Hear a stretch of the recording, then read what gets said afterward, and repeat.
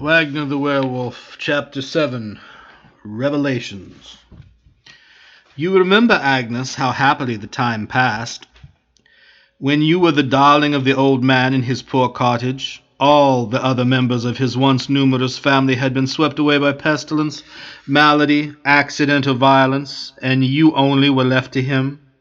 When the trees of the great black forest were full of life and vegetable blood, in the genial warmth of summer you gathered flowers which you arranged tastefully in the little hut, and those gifts of nature, so culled and so dispensed from your hands, gave the dwelling a more cheerful air than if it had been hung with tapestry richly fringed.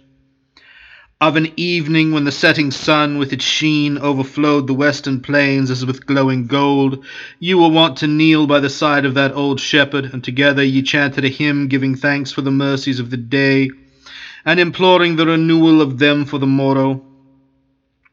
Then did the music of your sweet voice, as it flowed upon the old man's ears in its melting silvery tones, possess a charm for his senses, which taught him to rejoice and be grateful that, though the rest of the race was swept away, thou, Agnes, was left. When the winter came and the trees were stripped of their verdure, the poor cottage had still its enjoyments, for though the cold was intense without, yet there were warm hearts within, and the cheerful fire of an evening when the labors of the day were past seemed to make gay and joyous companionship. But suddenly you disappeared, and the old man found himself deserted. You left him, too, in the midst of winter, at a time when his age and infirmities demanded additional attentions. For 2 or 3 days he sped wearily about, seeking you everywhere in the neighboring district of the Black Forest. His aching limbs were dragged up rude heights, that he might plunge his glances down into the hollow chasms. But not a trace of Agnes. He roved along the precipices overlooking the rushing streams, and diligently searched the mazes of the dark wood, but still not a trace of Agnes. At length the painful conviction broke upon him that he was deserted, abandoned, and he would sooner have found thee a mangled and disfigured corpse in the forest than have adopted that belief. Nay, weep not now, it is all past, and if I recapitulate these incidents, it is but to convince thee how wretched the old man was, and how great is the extenuation for the course he was so soon persuaded to adopt.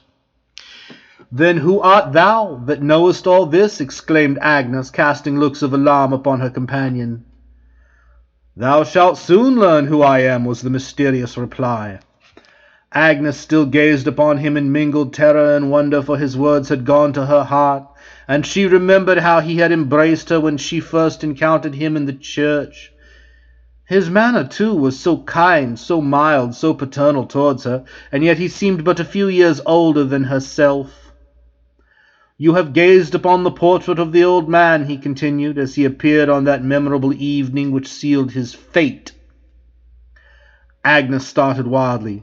Yes, sealed his fate, but spared him his life, said the unknown emphatically.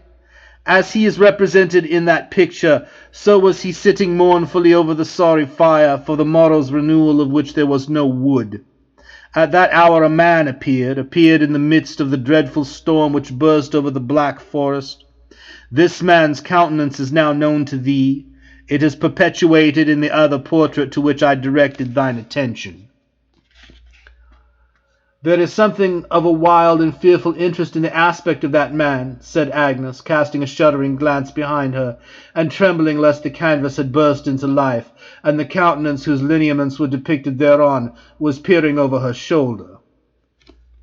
Yes, and there was much of wild and fearful interest in his history, was the reply, but of that I cannot speak. No, I dare not. Suffice it to say that he was a being possessed of superhuman powers, and that he proffered his services to the wretched, the abandoned, the deserted Wagner. He proposed to endow him with a new existence, to restore him to youth and manly beauty, to make him rich, to embellish his mind with wondrous attainments, to enable him to cast off the wrinkles of age. Holy Virgin! Now I comprehend it all, shrieked Agnes, throwing herself at the feet of her companion. And you! I am Fernand Wagner, he exclaimed, folding her in his embrace. And can you pardon me? Can you forgive my deep, deep ingratitude? Cried Agnes. "Let us forgive each other," said Wagner. "You can now understand the meaning of the inscription beneath my portrait. His last day thus signifies that it was the last day on which I wore that aged, decrepit, and sinking form." "But wherefore do you say, 'Let us forgive each other'?" demanded Agnes, scarcely knowing whether to rejoice or weep at the marvelous transformation of her grandsire. "Did I not ere now inform thee that thou wast forgotten until accident threw thee in my way tonight?" exclaimed Fernand. "I have wandered about the earth and beheld the scenes which are represented in those pictures, I, and many others equally remarkable. For 18 months I was the servant, the slave of him who conferred upon me this fatal boon." "At what price have you purchased it?" asked Agnes, with a cold shudder.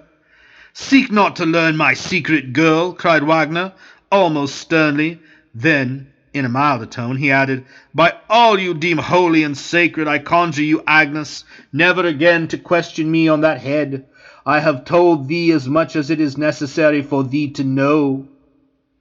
"One word, only one word," exclaimed Agnes in an imploring voice. "Hast thou bartered thine immortal soul?"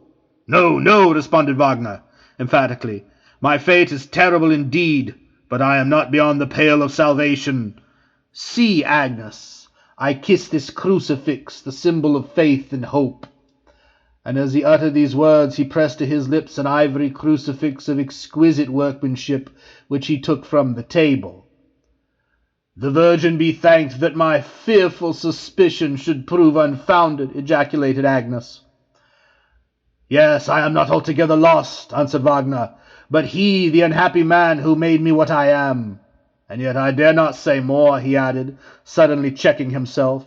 "For 1 year and a half did I follow him as his servitor, profiting by his knowledge, gaining varied information from his experience, passing with the rapidity of thought from clime to clime, surveying scenes of ineffable bliss, and studying all the varieties of misery that it is the lot of human nature to endure, when he, my master, passed away." "On the 1st of August, 1517, observed Agnes, quoting the inscription beneath the portrait of the individual alluded to. "Yes, when he had passed away," continued Wagner, "I continued my wanderings alone until the commencement of last year, when I settled myself in Florence. The mansion to which I have brought you is mine. It is a somewhat secluded spot on the banks of the Arno, and is surrounded by gardens. My household consists of but few retainers, and they are elderly persons, docile and obedient. The moment that I entered this abode, I set to work to paint those portraits to which I have directed your attention. Likewise these pictures," he added, glancing around, "and in which I have represented scenes that my own eyes have witnessed. Here, henceforth, Agnes, shall thou dwell, and let the past be forgotten. But there are 3 conditions which I must impose upon thee." "Name them," said Agnes. "I promise obedience beforehand." "The first," returned Fernand, "is that you henceforth look upon me as your brother, and call me such when we are alone together or in the presence of strangers. The second is that you never seek to remove the black cloth which covers yon place." Agnes glanced towards the object alluded to and shuddered, as if that dark veil concealed some new mystery. "And the third condition is that you revive not on any future occasion the subject of our present conversation, nor ever question me in respect to those secrets which it may suit me to retain in my own breast." Agnes promised obedience, and embracing Wagner said, "Heaven has been merciful to me in my present affliction, in that it has given me a brother." "Thou speakest of this affliction, Agnes," exclaimed Wagner. "This is the night of revelations and mutual confidence, and this night once past, we will never again allude to the present topics, unless events should render their revival necessary.